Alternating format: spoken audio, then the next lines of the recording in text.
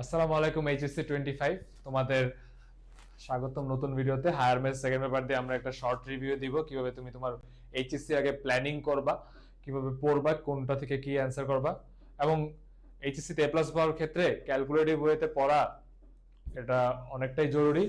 গাধার মতো পরিশ্রম করে পড়লে আসলে লাভ নাই, তোমাকে ভালো মতো পড়তে হবে যে কোথা থেকে কি অ্যান্সার করবে এগুলো মাথায় রেখে পড়তে হবে।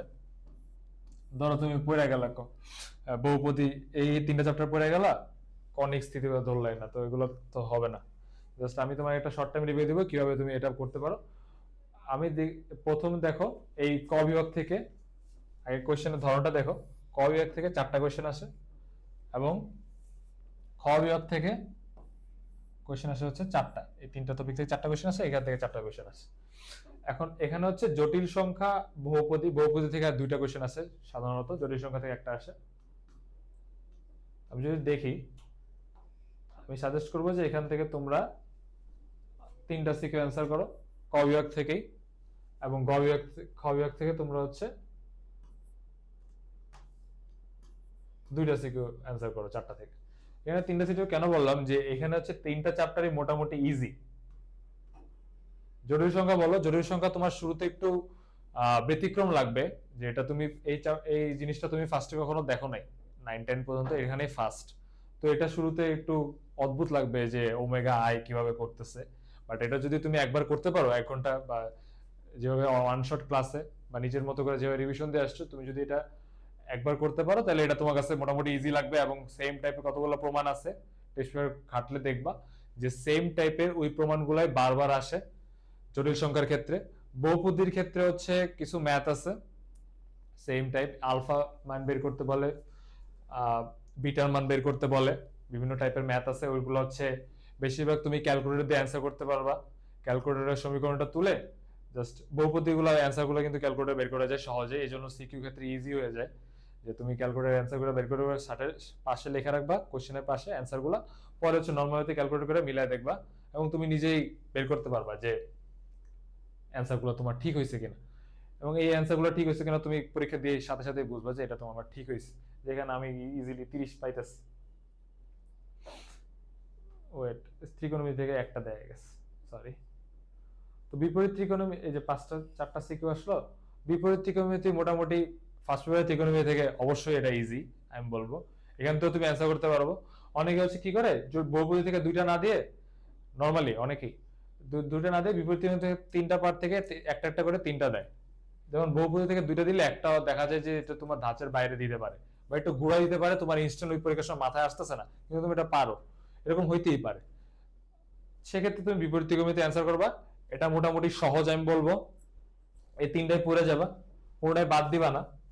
ফার্স্ট পেপারে তুমি একটা জিনিস বাদ দিতে পারো, যোগজীকরণ, বা যোগজীকরণ আমি বলবো যে দেখা যেতে হালকা পাতলা, ওই ক্ষেত্রফল নির্ণয়, যে আটকা গেলে বাইচে যাও।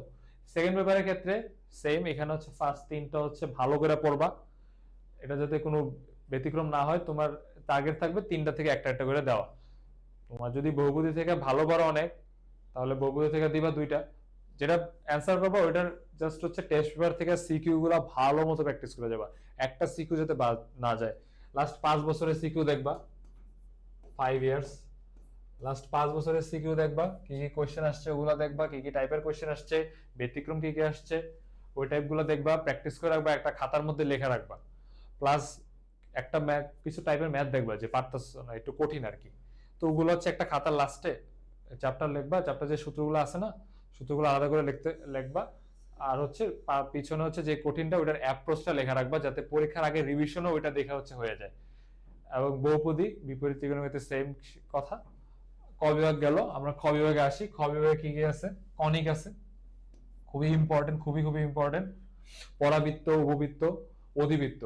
মেইনলি দেখা যায় যে 3টা পরাবৃত্ত, উপবৃত্ত, অধিবৃত্তের মধ্যে পরাবৃত্ত আর উপবৃত্ত থেকে বেশি ম্যাথ আছে, অধিবৃত্ত থেকে মোটামুটি একটু কমই ম্যাথ আসে। তো পরাবৃত্ত আর উপবৃত্ত যে সূত্রগুলো আছে ওগুলো মাথায় রাখবা। আর আমার ক্ষেত্রে হয়েছে কি, সূত্রগুলা ট্রাই করবা চিত্র দেখে দেখে পড়ার। বিভিন্ন সূত্র আছে না পরাবৃত্ত অধিবৃত্তের ক্ষেত্রে, সূত্রগুলো ট্রাই করবো হচ্ছে চিত্র দেখে দেখে পড়ার। পরাবৃত্ত আছে, উপবৃত্তর ক্ষেত্রে চিত্র দেখে দেখে পড়লে কি হয় কি, তোমার ওইগুলা হচ্ছে মাথায় থাকে ঠিক মতো, এবং ভুলে গেলেও তুমি চিত্রটা এঁকে সহজে বের করতে পারবা। তো কনিক এই ক্ষেত্রে মোটামুটি একটু ইজি থাকে, তুমি যদি সূত্রগুলা ভালো করে চিত্র আকারে মেমোরাইজ করতে পারো ওই ক্ষেত্রে, তাহলে কনিক অনেক ইজি হয়ে যায়। কনিক থেকে 2টা কোয়েশ্চেন থাকেই, এবং এটা থেকে তোমার অ্যান্সার করাই লাগবে আই গেস। তুমি যদি স্মৃতিবিদ্যা গতিবিদ্যা কলেজে সবাই লাস্টে ধরে, তো তো এটার মধ্যে যে কোনো একটা বাদ পড়ে যায়, বা একদিনে ধরো কলেজে তো একদিনে শেষ করায় দেয়, এটা এই দুইটাতে একদিনে শেষ করায় দেয়, তখন ওটা প্যারা হয়ে যায় আমাদের। দেখবো যে কনিক একটু ভালো করেই পড়াইছে, তো কনিক মানুষের থাকে, আয়ত্ত থাকে। তাও দুইটার মধ্যে মানুষ, এখানে তো এই পার্ট থেকে তো তুমি দুইটা অ্যান্সার করতেছো না, তো দুইটার মধ্যে মানুষ একটা পারে, আরেকটা ধরো একটু কঠিন লাগে, বা পরীক্ষার সময় মাথায় কাজ করে না আর কি, তখন এখান থেকে কোনটা অ্যান্সার করবা, এটা মানুষ যার যার পার্সোনাল প্রেফারেন্স, যার যেটা সহজ লাগে। স্থিতিবিদ্যা, গতিবিদ্যা, আমি গতিবিদ্যা অ্যান্সার করছিলাম আমার টাইমে, কারণ গতিবিদ্যা আমার কাছে ইজি লাগতো। আর স্থিতিবিদ্যা শর্ট শর্ট আছে, গতিবিদ্যা থেকে শর্ট। আমি বলবো তুই শর্ট টাইমে শেষ করতে চাও, দুইটাই তোমার কাছে কঠিন লাগে, তাহলে স্থিতিবিদ্যা। আর গতিবিদ্যা তুমি যদি আগে থেকে আমার কাছে পড়ে রাখছিলাম একটু হালকা পাতলা, এই জন্য ইজি লাগছে, তো গতিবিদ্যা আমি করছি। বাট এই দুটো চ্যাপ্টারে একটা শর্ট ট্রিক্স বলবো তোমাকে, যে এখান থেকে তোমার যে কোনো একটু ঘুরাই দিতে পারে একটা দুইটা, ক খ গ এর মধ্যে। বাট এগুলোর মধ্যে ক খ গ যে বোর্ডে 5 বছরে যা আছে, এগুলো করলে এগুলো বাইরে থেকে একটা প্রমাণও আসে না। এবং গতিবিদ্যার যত প্রমাণ আছে ওই সেম ধাঁচের মধ্যে আসে। প্রাসে যত অঙ্ক আছে, এখানে একটা প্রাসের অঙ্ক আছে, এটা একটু আয়ত্ত করতে পারলে তাহলে গতিবিদ্যা ইজি লাগে। তো ওইখানে কিছু প্রমাণ আছে, স্থিতিবিদ্যায় কিছু প্রমাণ আছে, তো এই প্রমাণ টাইপের ম্যাথই আসে এখানে বেসিক্যালি। তো এই প্রমাণ টাইপের ম্যাথ হচ্ছে মোটামুটি ইজি। অনেকে দেখে কনিক বাদ দিয়ে হচ্ছে এটা দুইটা পড়ছে না, দুইটা ইজি লাগে, তো এই দুইটা অ্যান্সার করা যায়, 20-20 পাওয়া যায়, এই 20-20 তুলতে ইজি হয়ে যায়। তো হায়ার ম্যাথ সেকেন্ড পেপারে হচ্ছে এই পার্টটা তুমি একটু খেয়াল রাখবা, যে তুমি কনিক থেকে দুইটা অ্যান্সার করতে পারতেছো কিনা, আয়ত্ত আনতে পারতেছো না কিনা। কবিবিভাগ মোটামুটি ইজি, খবিভাগটা একটু ঝামেলা আছে।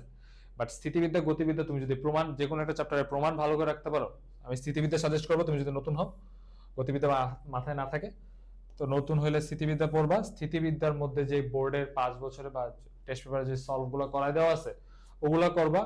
আর যারা সিআরবি বেঁচে আছো তারা, আমি জাস্ট বলবো হচ্ছে এই যারা 1 আওয়ার করে ক্লাসটা আছে সিআরবি ব্যাচে, ফাউন্ডেশন ক্লাসও করা লাগবে না, 1 আওয়ারে যে ক্লাসগুলো আছে ওই ক্লাসগুলো করলেই তোমার হচ্ছে স্থিতি এই পার্টগুলো হয়ে যাবে। আর কোনো টেনশন নেওয়ার প্যারা নাই, টেনশন নেওয়ার দরকার নেই, প্যারা নেওয়ারও দরকার নেই। ক বিভাগ, খ বিভাগ, ফার্স্ট পেপার সেকেন্ড পেপার যাই থাকুক না কেন, আমাদের সিআরবি ব্যাচে কমপ্লিট করে দেওয়া আছে। আর তোমরা যারা নতুন জয়েন হতে চাও তারা আমার লিঙ্ক থেকে জয়েন হতে পারো, নিচে লিঙ্ক দেওয়া আছে। আর এমসিকিউর ক্ষেত্রে সেম, প্র্যাকটিস লাগবে। তোমার 25টা এমসিকিউ, প্র্যাকটিস মাস্ট।